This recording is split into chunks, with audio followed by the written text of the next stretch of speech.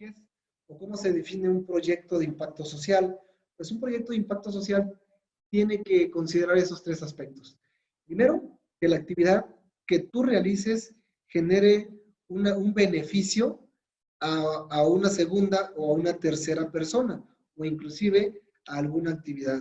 Existen, por ejemplo, algunos grupos ambientalistas que se dedican a realizar campañas de reforestación, campañas de limpieza, campañas de promoción y cuidado de la flora y fauna, inclusive también algunos proyectos de infraestructura social que tienen que ver con el bienestar de la infraestructura de las personas. Ahí estaríamos hablando de, por ejemplo, techos dignos, pisos dignos, baños ecológicos.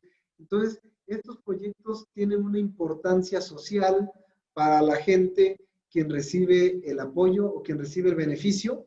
Aparte tiene una importancia económica.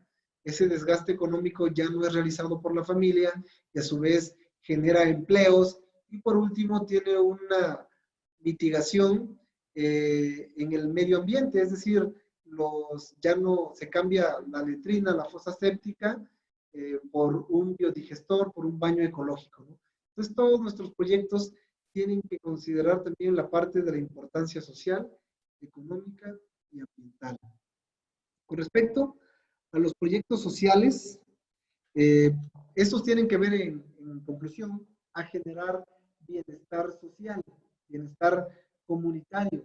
Este tiene que ver con las necesidades básicas de la población. Por ejemplo, la seguridad, ¿sí? El Instituto Nacional de las Mujeres tiene programas, tiene algunos componentes en donde uno puede meter un proyecto para dar cursos de igualdad, equidad de género. También el Instituto Nacional de los Pueblos Indígenas, a través de un programa que se llama Mujer Indígena, también uno puede bajar proyectos para dar capacitación y asistencia técnica enfocada al tema de desarrollo de capacidades, educación, inclusive empleo. Por ejemplo, en la Sierra Norte de Puebla, hace 4 años, una compañera psicóloga, con ella bajamos un proyecto que consistía en organizar a todas las mujeres, en este caso del municipio de Huachinango, para impartirles talleres de capacitación para elaborar mermeladas, derivados de café, embutidos, y ahí tú empoderas las actividades de las comunidades, las actividades que realizan, en este caso, las mujeres, ¿no? Era enfocado a mujeres también. Un proyecto que tenía que ver con 2 aspectos, productivo y social, pero tomó mucho impacto social en el sentido de que se establecieron granjas familiares, y en estas granjas familiares las condiciones eran que el 50% de los integrantes fueran hombres y el 50% mujeres. Nos costó mucho trabajo encontrar el 50% de mujeres, porque desafortunadamente el arraigo ha permitido que pues no se desarrollen las compañeras, que no tengan, por así decir, otras actividades, ya que se dedican al hogar, a los niños, a prepararle la comida al esposo que se va al campo. Y nos costó bastante trabajo, pero durante el desarrollo del proyecto nos dimos cuenta que era la unidad, en este caso de producción, donde se producía jitomate, conejo, huevo para plato, hortalizas y abonos orgánicos. La participación de los hombres era muy escasa y la participación de las mujeres pues era bastante interesante. Y cuando empezó la etapa de cosecha, la etapa de producción, cuando empezó ya a cosecharse hortalizas, huevo, carne de conejo, y se generaron ingresos, se daban cuenta que por familia teníamos ingresos de 5,000 pesos, es decir, ingresos por proyectos mensuales de 20,000 pesos, y cada proyecto estaba integrado por una familia. Y esos 5,000 pesos pues era un aporte a la economía familiar.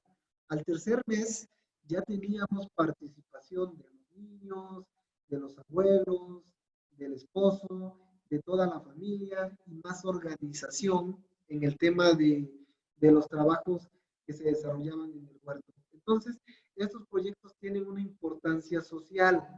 Otro ejemplo, hace años existía el programa de empleo temporal.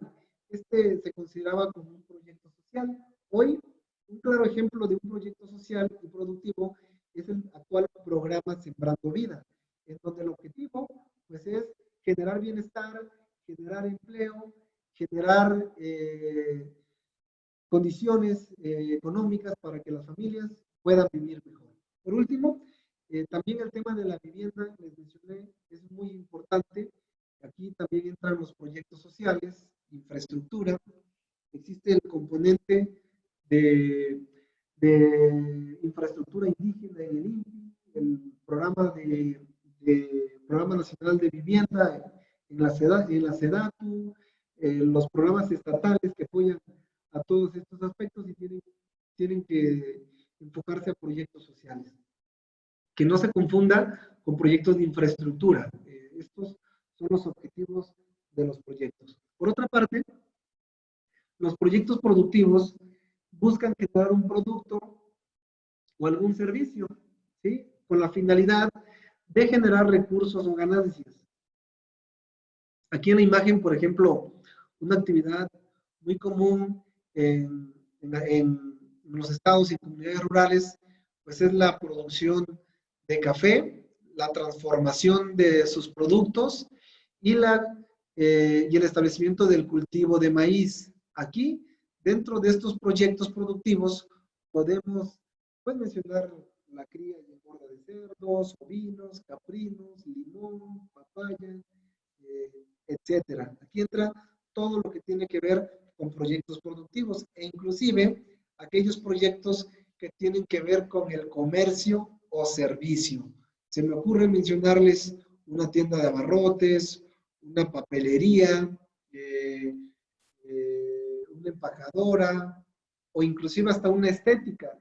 En la empresa, en años anteriores, pues hemos bajado, nos hemos enfocado mucho a la parte del sector agropecuario, sin embargo también hemos bajado proyectos como estéticas, carnicerías, peluquerías, zapaterías, etcétera. Antes se bajaban muchos proyectos de cibers y proyectos de plantas potabilizadoras. Hoy estas dos actividades están bastante restringidas. Si tú quieres ingresar a un proyecto, te das cuenta que anteriormente ya hubo mucho apoyo y por lo tanto automáticamente te descartan de alguna posibilidad. Otra también es las panaderías. Algunas dependencias, como el Instituto Nacional de los Pueblos Indígenas, si tú metes un proyecto de panadería, pues prácticamente estamos pensando que está descartado. ¿Sí? Vamos hasta aquí. ¿Existe alguna pregunta? Sí, yo. Por ejemplo, ¿cuáles entrarían en los o qué ejemplos hay de los que tienen una rentabilidad debajo del 20%? Un ejemplo de la rentabilidad del 20%. ¿Sí? Ajá. Bueno, miren, esto tiene que ver mucho con cómo presentas tu proyecto. Te pongo un ejemplo muy sencillo. Aquellas que pudieran tener, si hablamos de ovinocultura, por ejemplo, con caprinocultura, producción de Ay, cabras, producción. no se escucha. A ver, si hablamos de producción, cría o engorda de borregos, si nosotros planteamos nuestro proyecto e iniciamos con 20 hembras y un macho, pudiéramos decir que tenemos una rentabilidad menor al 20%. ¿Sí? Y este punto de equilibrio se lograría prácticamente a los 36 meses o inclusive a los 4 años. Sin embargo, Está comprobado que para que esta actividad pueda tener rentabilidad entre un 20 y un 30%, o sea, que sea eficiente, por lo menos tú tienes que tener 23 unidades animales, 23 hembras y un semental. A partir de ese momento, tú pudieras decir que tienes, que tienes ese margen de retorno, ¿sale? Ese es un ejemplo. Esto se manifiesta básicamente en cómo tú planteas el proyecto. Otra de las situaciones que pasan muy comúnmente es en la producción y cría de aves de traspatio.